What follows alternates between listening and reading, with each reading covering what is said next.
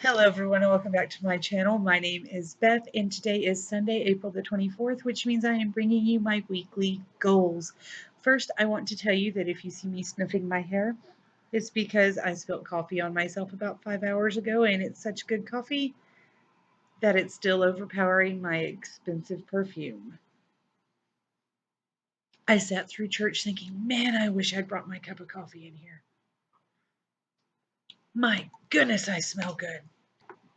I also want to say a huge thank you to everybody who is watching my videos and subscribing.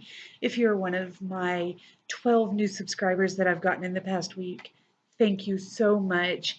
And a huge shout out and thank you to my friend Cherry, who tweeted last week after seeing that I was at 47 followers and she wanted me to hit 50. Well, this morning I hit 60 subscribers. So thank you guys. Thank you, Cherry. I love y'all.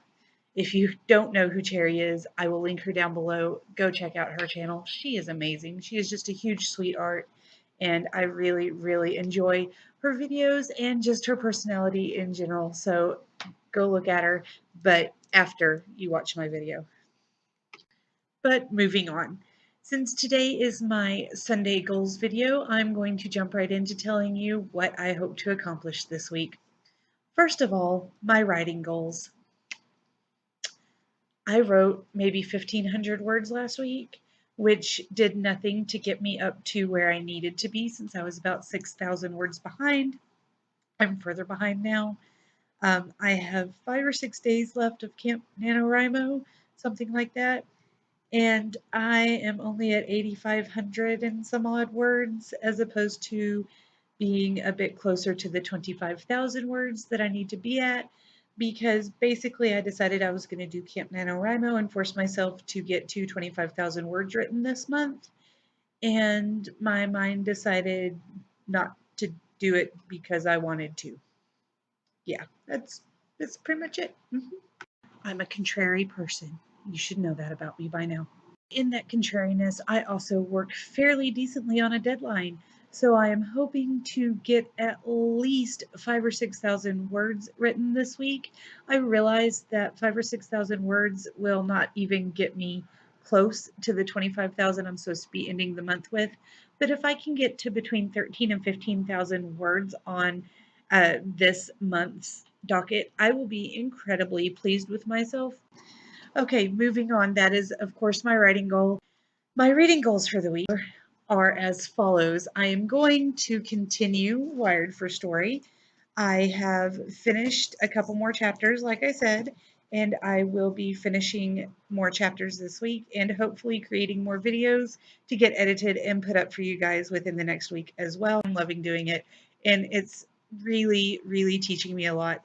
And I know nobody is paying me to push this book, and I should probably stop, but it's a great book, and you guys should really look into it if you're writers or if you want to learn a little bit more about the process. It's got a lot of cool stuff about neuroscience in there too, which is always fun if you're me. I've also started Unhooked. I am on page 77 out of 337. So I've got a ways to go still, but this, as opposed to Emma, is a fairly quick read, and I'm excited to see what happens next. Right after that, I do have a couple of other books that I would like to pick up.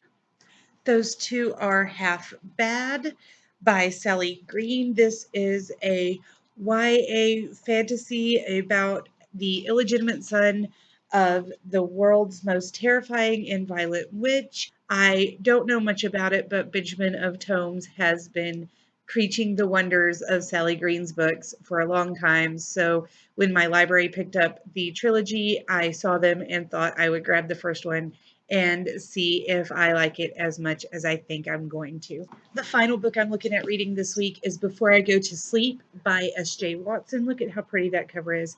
This is an adult psychological thriller about a woman who has amnesia, and it is the type of amnesia where everything goes away again every time she falls asleep. It is a very rare type of amnesia, and her husband Ben keeps trying to fill in the blanks for her every day, and she decides to keep a journal.